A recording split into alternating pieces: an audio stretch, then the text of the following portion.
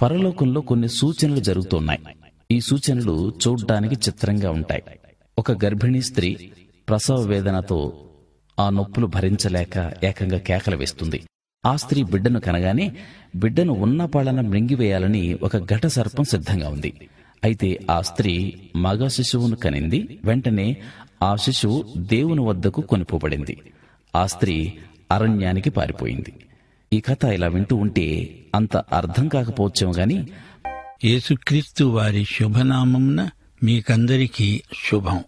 పరలోకమందు ఒక గొప్ప సూచన కనపడింది.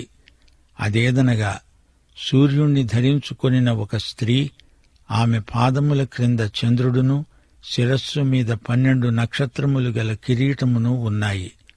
ఆమె గర్భిణి అయి ప్రసవ వేదన పడుతూ ఆ నొప్పులకు కేకలు వేస్తూ ఉంది. అంతటా పరలోకమందు ఇంకొక సూచన కనపడింది. ఇదిగో, ఎర్రని మహాఘట సర్పము, దానికి 7 తలలు 10 కొమ్ములు ఉన్నాయి. దాని తలల మీద 7 కిరీటములున్నాయి. దాని తోక ఆకాశ నక్షత్రములలో 3వ భాగమును ఈడ్చి వాటిని భూమి మీద పడవేసింది. కననై ఉన్న ఆ స్త్రీ కనగానే ఆమె యొక్క శిశువును మింగేయాలని ఆ ఘటసర్పము స్త్రీ ఎదుట నిలుచున్నది. సమస్త జనములను ఇనుపదండముతో ఏలనై ఉన్న ఒక మగ శిశువును ఆమె కనగా, ఆమె శిశువు దేవుని యొద్దకు, ఆయన సింహాసనమునొద్దకు కొనిపోబడింది. ఆ స్త్రీ అరణ్యమునకు పారిపోయింది. అక్కడ వారు 1260 దినములు ఆమెను పోషించాలని దేవుడు ఆమెకు ఒక స్థలము సిద్ధపరచి ఉంచాడు. ప్రియ శ్రోతలు, వింటున్నారా? మహాశ్రమల కాలంలో 7 వ్యక్తులను మనం చూడబోతున్నాము. ఇశ్రాయేలుకు సైతానుకు మధ్య తుది సంఘర్షణ ఈ అధ్యాయంలో వర్ణించబడింది. సైతాను పరలోకము నుండి క్రిందికి పడత్రోయబడ్డాడు. 12-13 అధ్యాయాలలో మొత్తం 7 వ్యక్తులు వస్తారు. 7వ బూర మోగిన తరువాత ఈ 7 రంగప్రవేశం చేస్తారు. మహాశ్రమల కాలంలో ఈ 7 ఎంతో ప్రముఖ పాత్ర వహిస్తారు. ఆ తరువాత 7 పాత్రల కృమ్మరింపు. ఇవి 7 ఉగ్రత పాత్రలు. అప్పుడు వాణిజ్య బబులోను, మత విషయిక బబులోను అంతిమ నాశనానికి గురి అవుతుంది. ఈ అధ్యాయంలో ఇశ్రాయేలు జాతి ప్రాముఖ్యం ఎత్తి చూపబడింది.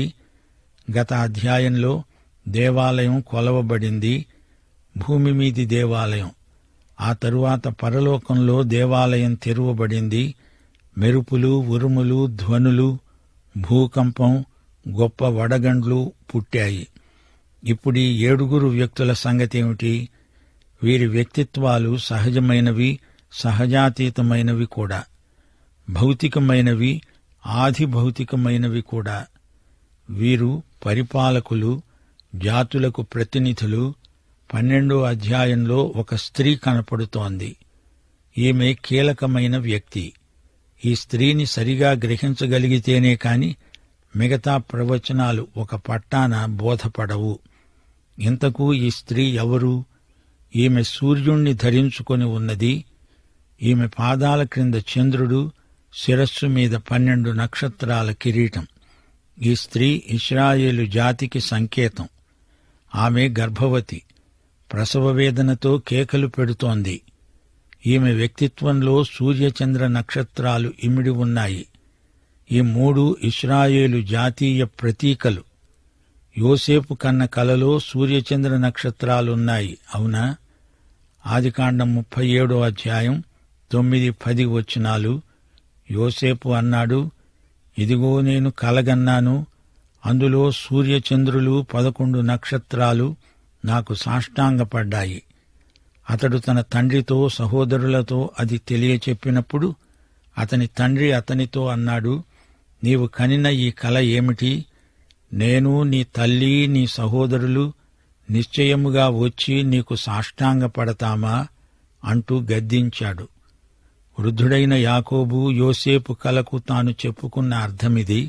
సూర్యుడంటే తానే, చంద్రుడంటే తన భార్య రాహేలు, నక్షత్రాలు అంటే యోసేపు సోదరులు.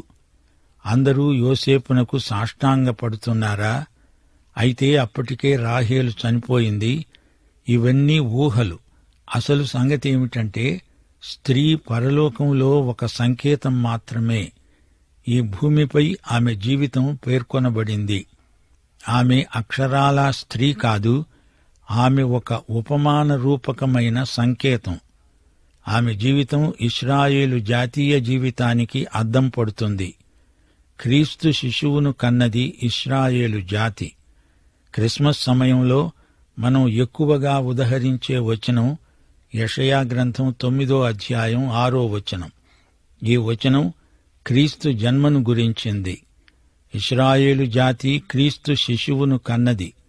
మనకు శిశువు పుట్టాడు, మనకు కుమారుడు అనుగ్రహించబడ్డాడు. ఆయన భుజము మీద రాజ్యభారముంటుంది. ఆశ్చర్యకరుడు, ఆలోచనకర్త, బలవంతుడైన దేవుడు, నిత్యుడైన తండ్రి, సమాధానకర్తయైన అధిపతి అని అతనికి పేరు పెట్టబడుతుంది. ఈ వచనం ఇశ్రాయేలు జాతిని గురించినది. మనకు శిశువు పుట్టాడు. మనము అంటే ఎవరు? ఇశ్రాయేలు జాతి. మనము అంటే సంఘము కాదు. నీకు పుట్టబోయే శిశువు అధిపతి, పరిపాలకుడు, రాజు. ఆయన వచ్చి రాజ్యమేలుతాడు. మనకు శిశువు పుట్టాడు, కుమారుడు అనుగ్రహించబడ్డాడు. ఆయన శిశువుగా మానవతను ధరించాడు, కుమారుడు అనుగ్రహించబడ్డాడు, అనగా ఇవ్వబడ్డాడు. రాజ్యభారము ఆయన భుజాలపై ఉంటుంది. ఇక్కడ యెషయా రక్షకుణ్ణి కాదు, రాజును గురించి మాట్లాడుతున్నాడు. ఇదే వాస్తవాన్ని ప్రకటన గ్రంథంలో మనం చూడగలం. ఆయన పేరు ఆశ్చర్యకరుడు, ఆలోచనకర్త, బలవంతుడైన దేవుడు, నిత్యుడైన తండ్రి, సమాధానకర్త అయిన అధిపతి. ఆయన వచ్చే వరకు భూమి మీద శాంతి ఉండదు, సమాధానముండదు. 1 తెస్సలోని పత్రిక 5వ అధ్యాయం 3వ వచనం. లోకులు నెమ్మదిగా ఉన్నది, భయమేమీ లేదని చెప్పుకుంటూ ఉండగా గర్భిణీ స్త్రీకి ప్రసవ వేదన వచ్చునట్లు వారికి ఆకస్మికముగా నాశనము తటస్థిస్తుంది గనుక వారెంతమాత్రమూ తప్పించుకోలేరు. మానవుడు శాంతి కోసం విఫల ప్రయత్నం చేస్తూనే ఉన్నాడు, కాని అది రానే రాదు. మానవ హృదయంలో శాంతి ఏకోశాన లేదు. శాంతి సంస్థాపన యేసుక్రీస్తు ద్వారా మాత్రమే జరగగలదు. యేసే సమాధానకర్త అయిన అధిపతి. యెషయా అన్నట్లు మనకు శిశువు పుట్టాడు. ఇదే భావనను యోహాను తీసుకొని ప్రకటన గ్రంథంలో రాస్తున్నాడు. హెబ్రీ పత్రిక 7వ అధ్యాయం 14వ వచనం అంటోంది, మన ప్రభువు యూదా సంతానమందు జన్మించాడు అనడము స్పష్టమే. రోమాపత్రిక 9వ అధ్యాయం 4-5 వచనాల్లో పౌలన్నాడు, వీరు ఇశ్రాయేలీయులు, దత్తపుత్రత్వము, మహిమ, నిబంధన, ధర్మశాస్త్ర ప్రదానము, అర్చనాచారాదులు, వాగ్దానములు వీరివి. పితరులు వీరివారు. శరీరమును బట్టి క్రీస్తు వీరిలో పుట్టాడు. ఈయన సర్వాధికారి అయిన దేవుడై ఉండి నిరంతరము స్తోత్రార్హుడై ఉన్నాడు. ఆమేన్. పౌలు ఇశ్రాయేలును గురించి మాట్లాడుతున్నాడు. ఇశ్రాయేలీయులెవరు అని ప్రశ్నించి తన ప్రశ్నకు తానే జవాబు చెబుతున్నాడు. శరీరరీతిగా క్రీస్తు వారి మధ్య నుంచే వచ్చాడు. యాకోబు బావి వద్ద సమరయ స్త్రీ ఆయనను యూదుడని గుర్తించింది. యోహాను సువార్త 4వ అధ్యాయం 9వ వచనం, యూదుడివైన నీవు సమరయ స్త్రీనైన నన్ను దాహమునకియమని ఎలా అడుగుతున్నావు అని ప్రశ్నించింది. మీకా గ్రంథం 5వ అధ్యాయం 2-3 వచనాలు, బేత్లెహేము ఎఫ్రాతా, యూదావారి కుటుంబములలో నీవు స్వల్పగ్రామమైన నా కొరకు ఇశ్రాయేలీయులను ఏలేవాడు నీలో నుండి వస్తాడు. పురాతన కాలము మొదలుకొని శాశ్వత కాలము ఆయన ప్రత్యక్షమవుతూ ఉన్నాడు. కాబట్టి ప్రసవమయ్యే స్త్రీ పిల్లను కనే వరకు ఆయన వారిని అప్పగిస్తాడు. అప్పుడాయన సహోదరులలో శేషించిన వారు ఇశ్రాయేలీయుల వద్దకు తిరిగి వస్తారు. గమనించండి, ఆయన బెత్లెహేములో పుడతాడు. అయితే ఆయన నిత్యత్వము నుండి వచ్చినవాడు. ప్రసవ వేదన అనే భావన ఇశ్రాయేలుకు అన్వయించబడింది. యెషయా 66 అధ్యాయం 7-8 వచనాలు, ప్రసవ వేదన పడకమునుపు ఆమె పిల్లలను కన్నది, నొప్పులు తగలక మునుపు మగపిల్లను కన్నది. అట్టి వార్త ఎవరు విని ఉన్నారు? అట్టి సంగతులు ఎవరు చూచారు? ఒక జనమును కనడానికి ఒకనాటి ప్రసవ వేదన చాలునా? ఒక్క నిమిషములో ఒక జనము జన్మిస్తుందా?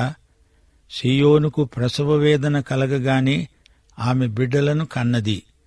క్రీస్తు బేత్లెహేములో పుట్టిన తరువాత ఇశ్రాయేలు మహాశ్రమల గుండా పోవలసి వచ్చింది.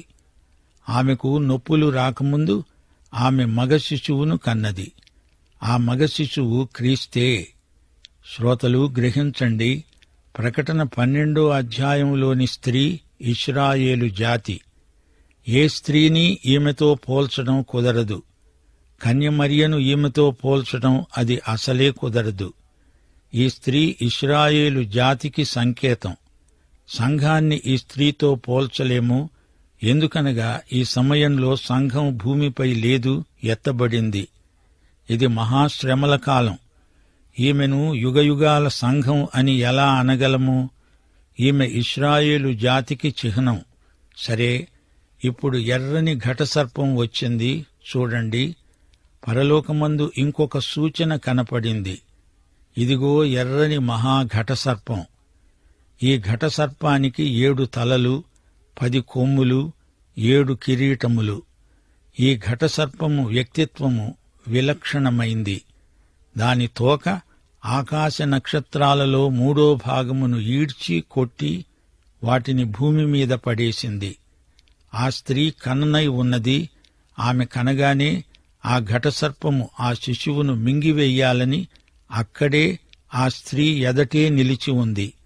గమనించాలి, ఇది ఒక సూచన, అక్షరార్థం కాదు, సూచకప్రాయమైన ఉపమాన భావన. అది సంకేతమైతే సంకేతమే అని యోహాను చెబుతాడు. ఇక్కడ ఈ ప్రసూతి ఒక సూచన అని తేటగా యోహాను చెబుతున్నాడు. దేవునికి స్తోత్రం. ఈ ఘటసర్పము సైతానే. సర్వలోకాన్ని మోసపుచ్చుతూ అపవాది అని, సైతానని పేరుగల ఆది సర్పమైన మహాఘటసర్పమిది.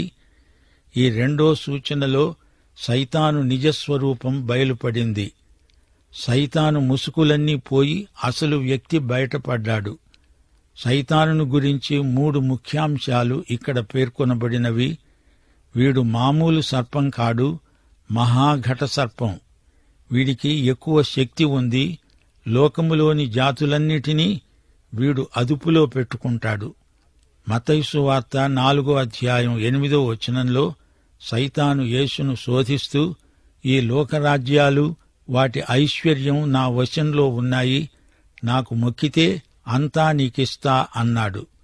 తనను అందరూ పూజించాలని సైతాను కోరిక. నన్ను ఆరాధించండి, మీకు అదిస్తా ఇదిస్తా అని సైతాను శోధిస్తాడు.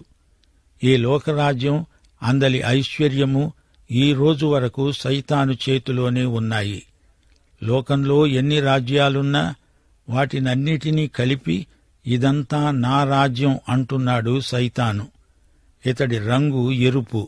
ఇది హంతకుని రంగు. యోహాను సువార్త 8వ అధ్యాయం 44వ వచనం, ఆది నుండి వాడు నరహంతకుడు, మానవుల ప్రాణాలతో చెర్లాటలాడతాడు. ఇలాంటి సైతానును ఎందుకు ఇంతమంది వేలం వెర్రిగా అనుసరిస్తున్నారో మనకర్థం కాదు. మద్యపానం మనిషి ప్రాణాన్ని బలికోరుతుంది. మద్యపానానికి అధిష్టాన దేవత సైతాను. ఎందరో దాని మూలకంగా హతమారిపోతున్నారు. ఇతడు ఘటసర్పం. ఇతని స్వభావం విషపూరితం. మొట్టమొదట ఇతడు లూసిఫరు, ఉదయ నక్షత్ర కుమారుడు. యెహెజ్కేలు గ్రంథం 28వ అధ్యాయం 12 నుండి 19వ వచనం వరకు ఇతని పూర్వాపరాలు పేర్కొనబడ్డాయి. పూర్ణ జ్ఞానం, సంపూర్ణ సౌందర్యం ఇతనికి ఉండేవి. అమూల్య రత్నాలతో, బంగారముతో అలంకరించబడిన లూసిఫరు, అభిషేకము నొందిన కెరూబు, పాపం చేసి పతనమై సైతానయ్యాడు. లూసిఫరే సైతాను. ఇతడు దేవునికి, దేవుని బిడ్డలకు ప్రబల విరోధి. రోమక సామ్రాజ్యాన్ని, అంత్యక్రీస్తును నడిపించినవాడు సైతానే. హెరోదును, పిలాతును తన సాధనములుగా వాడుకొని స్త్రీ కన్న శిశువును హతమార్చాలని చూచాడు. 13వ అధ్యాయంలోని మృగానికి ఘటసర్పం పోలికలున్నాయి. ఈ ఘటసర్పానికి 7 తలలున్నాయి. మానసిక జ్ఞానం సంపూర్ణంగా ఉంది, సౌందర్యముంది. మానవ జ్ఞానానికి మించిన మానసిక మేధావి ఘటసర్పం, మహాసర్పం. దీనికి 10 కొమ్ములున్నాయి. సైతాను వశంలోని రోమక సామ్రాజ్యం 10 చీలికలైంది. కొమ్ములపై కిరీటాలున్నాయి, తలలపై కాదు. సైతానిచ్చిన అధికారమిది. కిరీటం పరిపాలనాధికారాన్ని చూపుతుంది. ఆకాశ నక్షత్రాలలో 3వ భాగం ఈ సర్పాన్ని అనుసరించడం గమనించండి. 3వ వంతు నక్షత్రాలు అతడితో కూడా పడద్రోయబడ్డాయి. దానియేలు గ్రంథం 8వ అధ్యాయం 10వ వచనం, యూదా పత్రిక 6వ వచనం. ఆ కొమ్ము ఆకాశ సైన్యమునంటునంతగా పెరిగి నక్షత్రములలో కొన్నిటిని పడవేసి కాళ్ల క్రింద అణగదొక్కుతున్నది. తమ ప్రధానత్వమును నిలుపుకొనక తమ నివాస స్థలమును విడిచిన దేవదూతలు. ఘటసర్పము ఈ మగ శిశువును ద్వేషిస్తుంది. ఈ శిశువే సర్పము తలను చితగ్గొడుతుందని అనాది ప్రవచనం.